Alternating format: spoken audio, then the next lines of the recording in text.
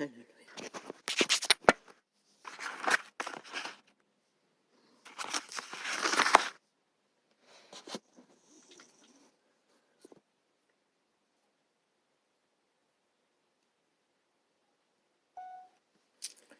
할렐루야.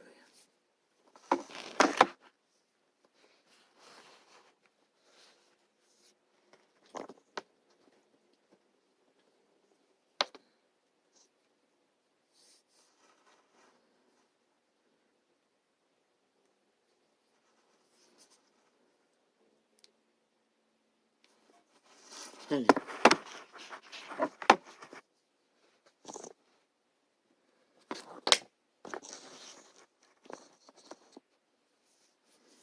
오늘도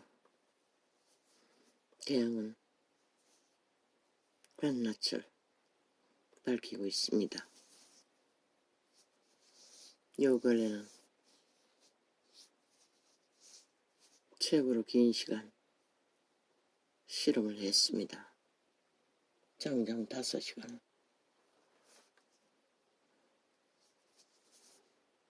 그러다 겨우 기름부음이 조금 더 끼었었습니다. 이러니 죽을 지경이 되는 건 당연한 것 같네.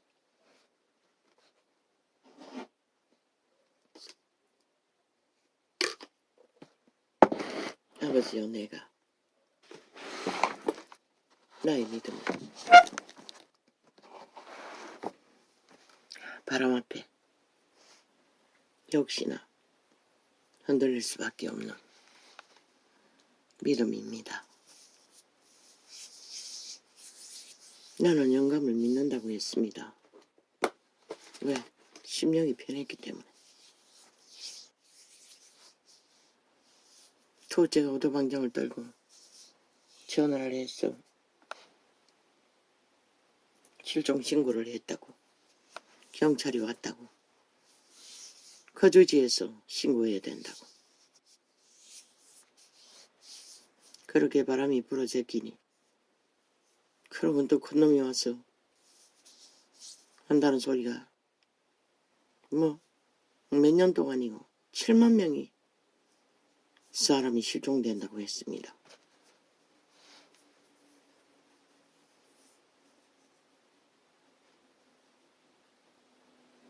그래도 심령은 편했습니다. 그래서 떠오르는 생각을 따라 아이 전화번호 신호는 갔습니다. 2-3시간 있다가 그때 오전이었으니 오전 방송 끝났고 연락 안 오면 저녁답에 경찰 신고할 거라고, 일부러 전화 안 하면 연락하라고. 그러고 오후가 돼가 4시가 넘었어. 결국 연락이 안 왔어. 112에 신고했습니다. 그런데 시험은 정말로 시험인 것 같은 바람으로 몰아붙인다는 것입니다.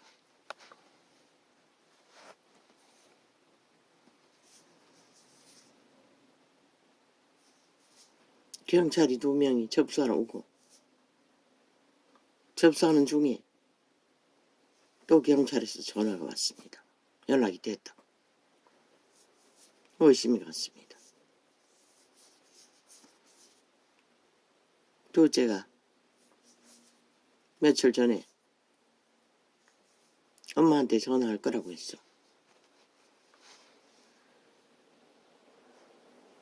그리고 또 안 왔기 때문에 경찰이 전화할 거라 하더라고. 그래서 떠오르는 생각이, 엄마하고 하기 싫으면 옆에 형의 휴대폰이 있으니 그 번호로 지금 당장 둘째한테 하고 하라고 목소리 확인하기 위해서 막 떠오르는 것입니다. 휴대폰만 가지고 있으면 얼마든지 속일 수 있다는 느낌이 들었습니다.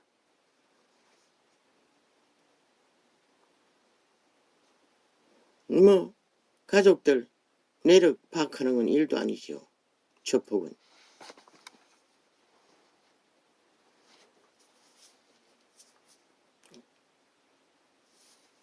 경찰이 말해봐도 지금 당장은 안 하겠다고. 정답에 하겠다고. 일하고 있다고. 그리고 저는 끝까지 기다렸습니다. 저녁에 왔습니다. 다 죽어가는 목소리로.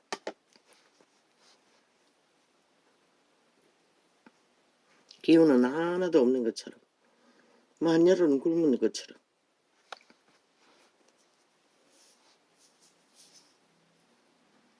이런저런 얘기로.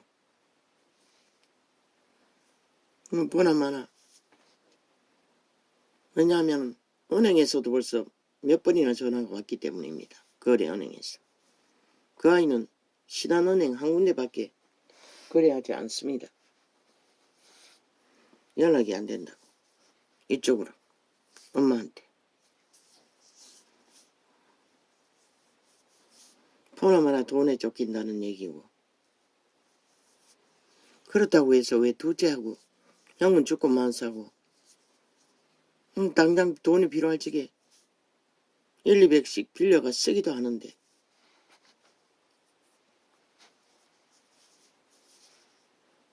왜 문자도 안 하고 끊어버리는지.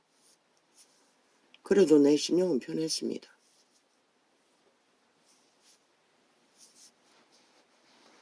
근데 나는 그 평안을 주시는 아버지의 심령보다 부러제끼는 바람, 주변의 환경의 바람에 휘몰렸어. 걱정이 됐던 것입니다. 온갖 생각이 다 떠올랐습니다. 7만 명 없어지면 조폭에 잡혀서 팔려가지는 않나. 인신매매 당하지는 않나. 장기에 팔리지는 않나. 저요. 그래도 마음은 편했습니다. 아무렇지도 않게. 참 신기했습니다. 마이가 주는 미혹은 믿는 자를 흔들지 못한다는 것입니다. 흔들렸습니다. 바람에. 둘째 아들로 인해.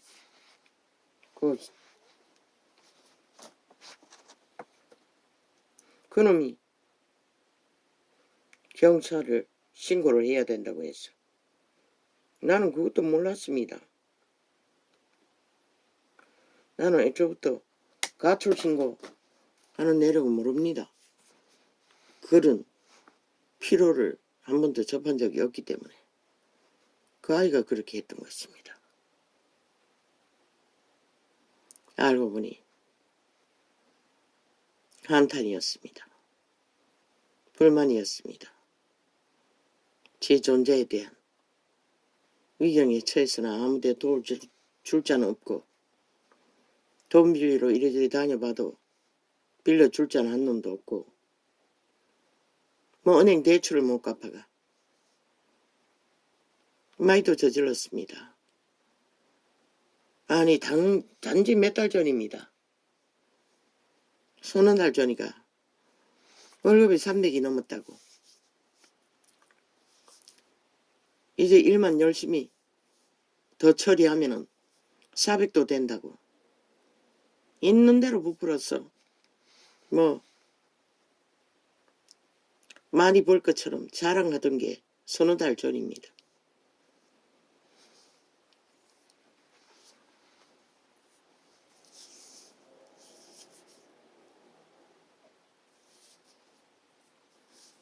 그러더니 김새를 보니 이미 일은 벌어졌고 죽어가는 목소리로 연락도 끊을 만큼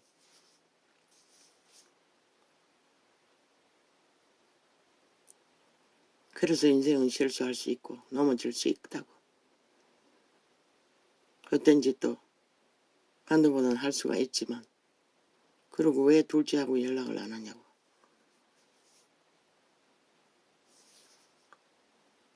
얼마를 필요한지 모르지만은 둘째도 200~300은 빌려줄 수 있지 않겠냐고. 그 아이도 직업을 옮기고 나서 월급이 작습니다. 200 조금 넘는다고 했습니다. 그래서 많은 돈은 없습니다. 학비 대출도 그거는 2년 직장 생활에서 다 갚았습니다. 그 아이는 몽땅 갚고.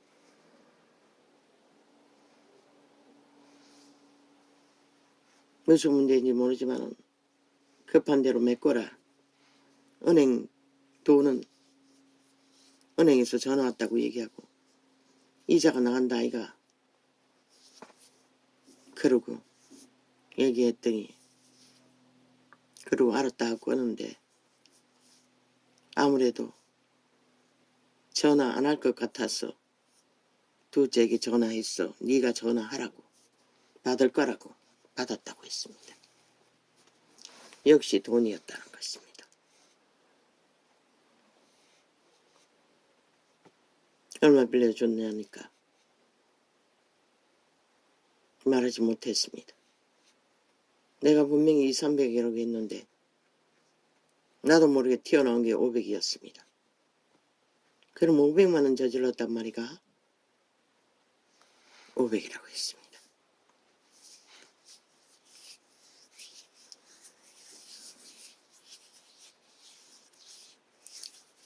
급도 없이 대책도 없이 그래 어떡하노. 일은 이미 저질러 버렸고 그대로 두면은 감당을 못할 것이고 가족이 뭐고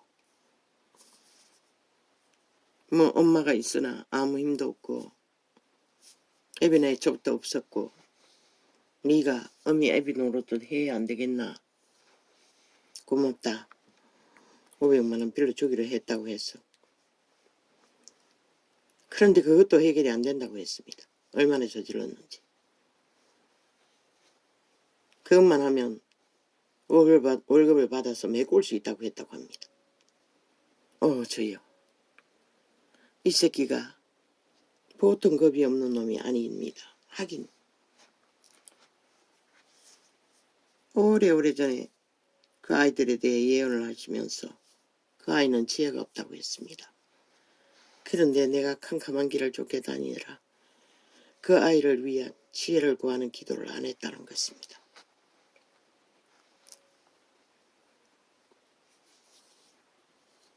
꾀도 없으니 대책이 없다는 것입니다. 그저 순간제로 이쪽으로 친구들과 올려서 펑펑 스제꼈던 것 같습니다. 의심스러웠어. 노름하는 거 아이가? 뭐 투자라고? 둘째가 말해보니 그건 아니라고 했습니다.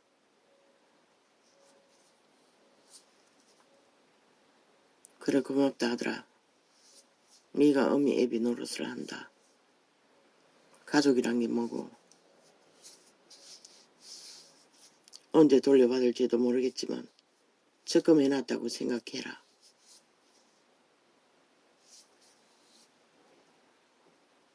인생에 투자했으니 아직 젊으니 언젠가는 정신 차릴 거 아니가. 그랬더니 미안하다고 했다고 했습니다.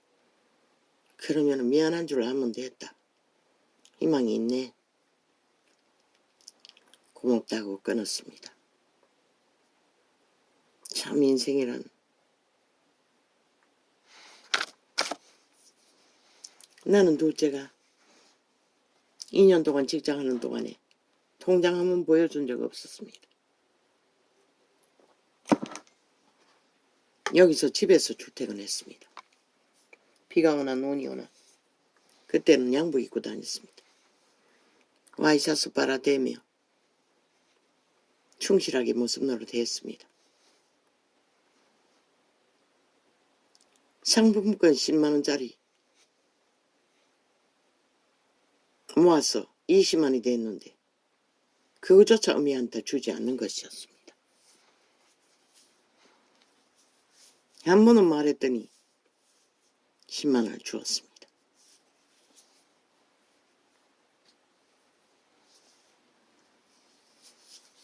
그러고 집 나갔어. 말했습니다.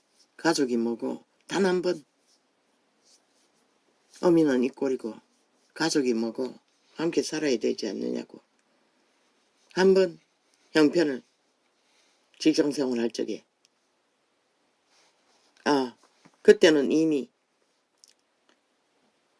그 막내가 다니는 뭐 보험 무슨 정사라는 책정하는 같은 직업이었습니다.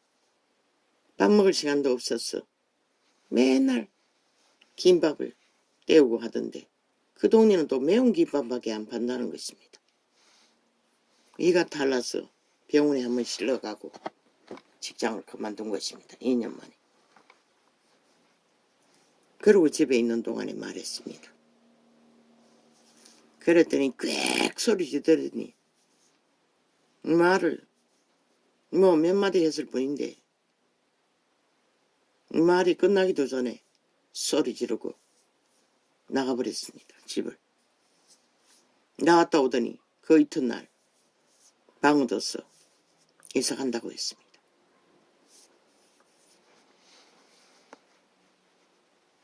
그리고 방을 얻어 이사 갔어. 30만 원짜리 1년 동안 까먹고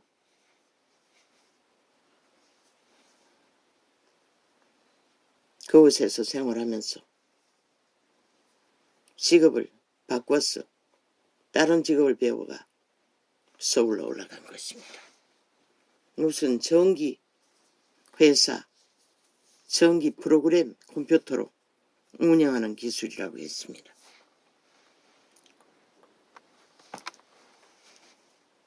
그래도 수전원은 아니었습니다.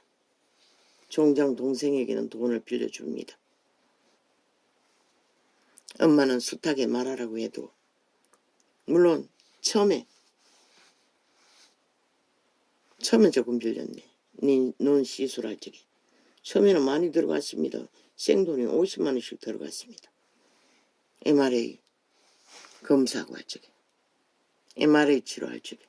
MRI가 아니고 그리고 눈 레이저 치료할 적에.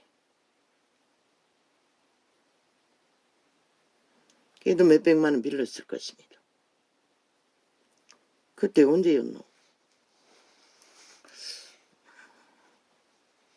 대학 나와가지고 처음 직장 다닐 때인가 아니면 대학 나와서 알바 다닐 때인가 모르겠습니다.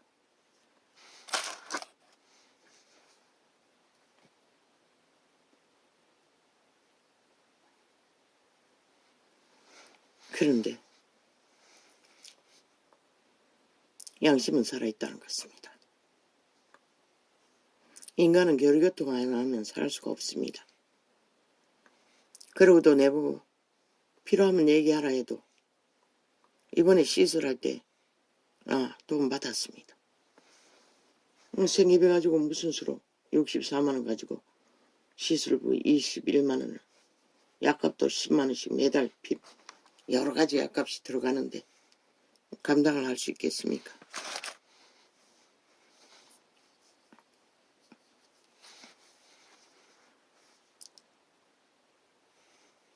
그때는 두 놈이 합해서 주었습니다. 시술 받을 적에.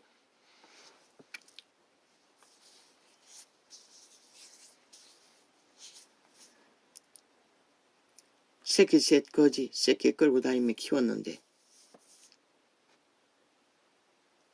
한 놈은 그래도 인간다운 인간으로 지켰다는 것입니다.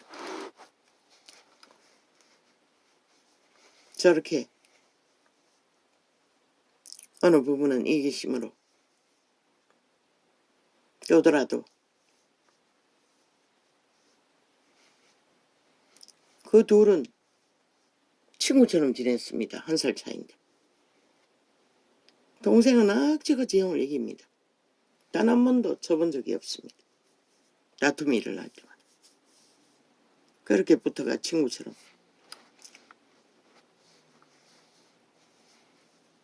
그래서 그런지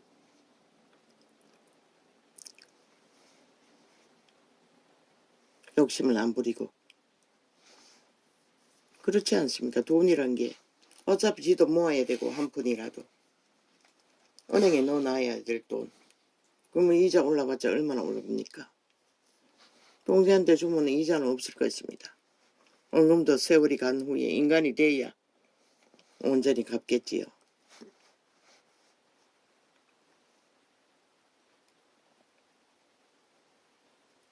그렇게 남을 살리기 위해 형제지만 형제가 위기에 처했을 적에 손을 내밀 수 있다는 게 물론 엄마가 전화를 했습니다. 이런저런 얘기를 하며 그런데 더해서 500만 원을 주었다고. 난 다 주지 않고 오늘 200 준다고 했습니다. 어제 300 주고.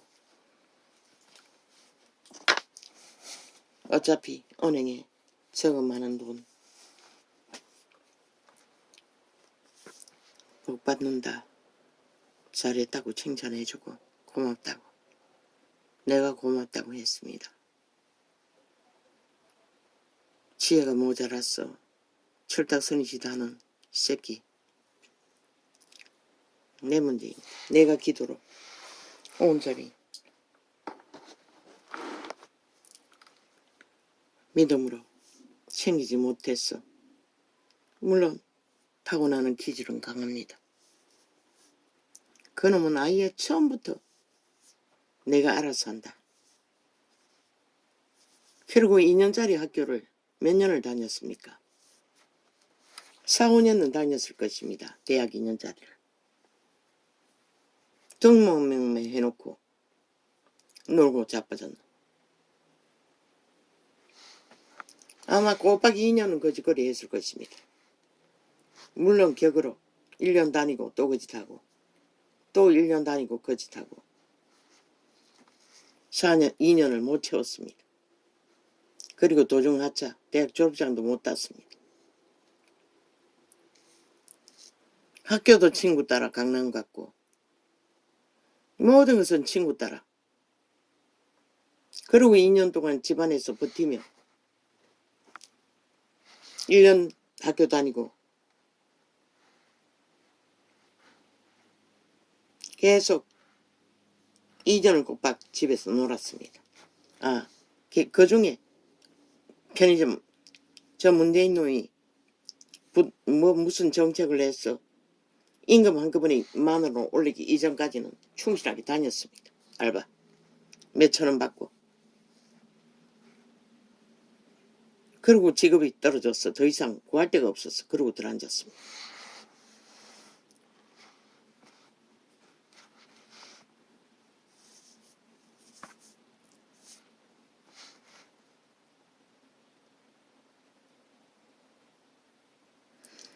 집에 들어앉았어도 주말만 되면은 친구 전화만 기다리고 전화 왔다 하면은 막 번개처럼 나갑니다.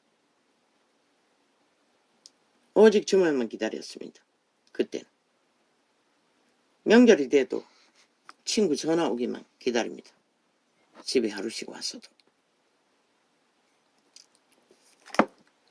그렇게 일찍이 친구 따라 강릉 가버린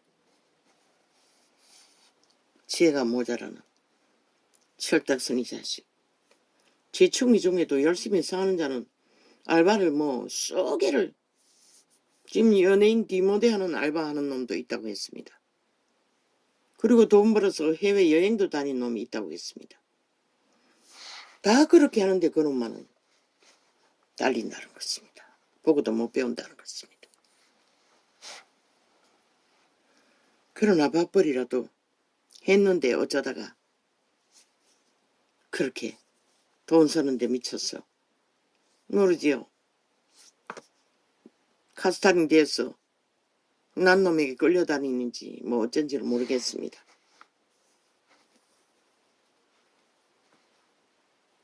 기질이 그렇습니다.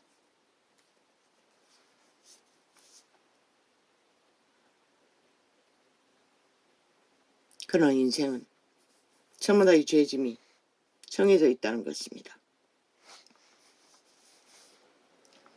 그것을 누가 대신 져줄 수도 없습니다. 가족이 있으니 이렇게라도 메꿔주지만 가족이 없으면 사체로 몰릴 수밖에 없지 않습니까?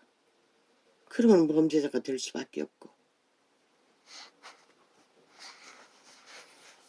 인간은 혼자서는 살 수가 없습니다. 주제가 그러면 지 주제를 알고 하루를 사는 것에 의미를 두고 성실하게 살아야 되는데 아버지가 증명하셨듯이 지혜가 모자란다고 하지 않습니까? 모든 인간은 지혜가 모자라서 지혜는 선한 양심에서 옵니다. 양심이 선함을 굳게 붙들고 있지 않으면 가르침을 받을 수가 없습니다. 하나님의 빛이 가르치는 것이기 때문에. 이 세태는 벨리알의 세태라서 온전히 양심을 쳐버리고 살지 않습니까? 어릴 때 닥달을 받았는데도 건성이란 건 쉽지 않다는 것입니다. 모든 것이 내 탓입니다. 아버지요. 나의 믿음에 부족함으로 새끼들도 이렇게 오랜 동안 헤맵니다.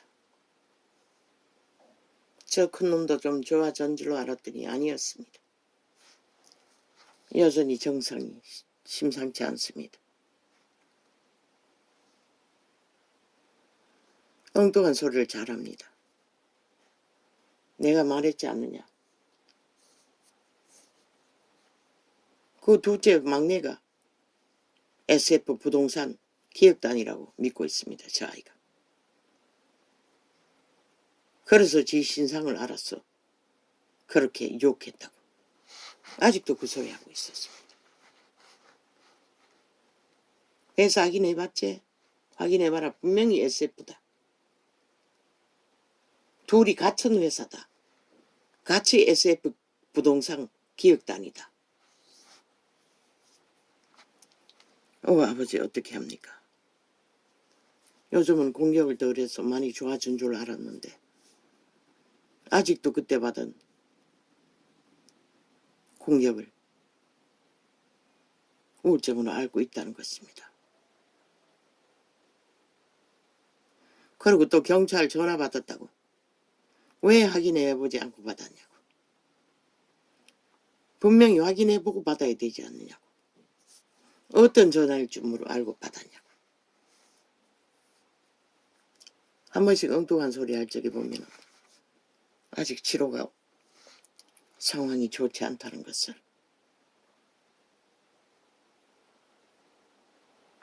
느낍니다. 뭐 어떻게 합니까? 오조요.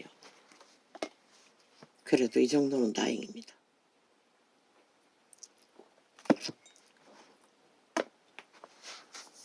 오늘 짊어지고 가야 할 죄짐이 무거웠어. 생애의 전부를 일꼴이 되도록 공격을 받아도 아직도 끝이 안 났습니다. 그러나 다행이지 않습니까? 아버지의 이름이. 내 심령은 너무나 편안하게 그리고 아버지의 지혜로 수월하게 그 아이의 마음도 그 아이 마음이겠습니까? 하나님이 감동시켜 주셨어. 내게 주신 지혜로 능히 얘기를 주신 거지요. 아니면 어떻게 할 것입니까? 고집을 부리면 뭐 법으로도 어떤 방법으로도 이제는 없지 않습니까? 아버지 은혜입니다. 여호와의 선하심이 그렇게 또 가족의 문제를 나는 단지 감당할 수 있는 시험 이상은 당하지 않게 해달라고 기도했던 게 전부입니다. 그렇게 감당하게 해주신 이는 여호와의 선하신 이름입니다. 참 고맙습니다. 내 선하신 아버지 감사합니다. 둘째를 축복합니다. 막내도 큰 놈도 불쌍히 여기시되 나를 불쌍히 여기심 같이 불쌍히 여겨 주십시오. 감사합니다. 왜 이 간증을 해야 하는지 나도 모릅니다. 이 간증을 해야 할 이유가 있습니까? 모르겠습니다.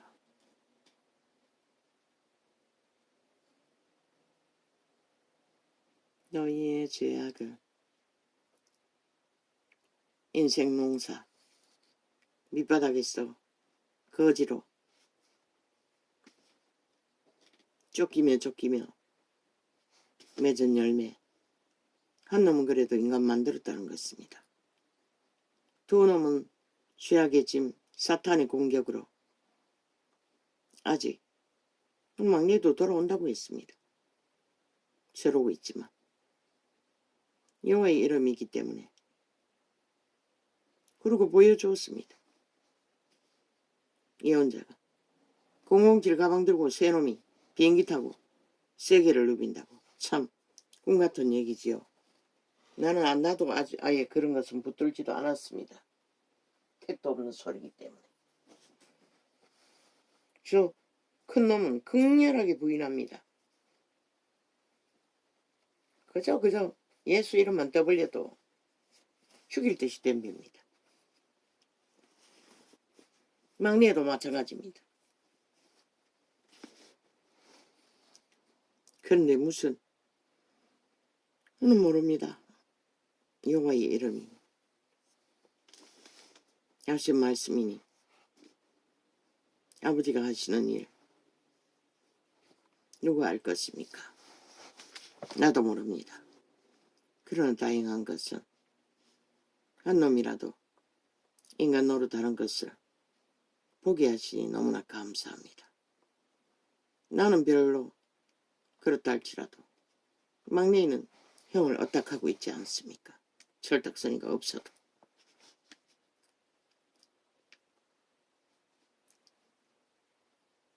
너희의 죄악을 인하여 팔렸고 너희 어미는 너희의 허물을 인하여 내 어보냄을 입었느니라. 우리도 인류 원조가 에덴에서 팔렸습니다. 죄로 인해 모두가 다. 그런데 선택권, 선한 양심의 선택으로 이 이사야서는 이스라엘 민족에게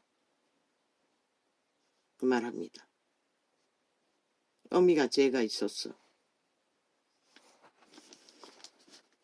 쫓겨났다는 것입니다. 남편에게서.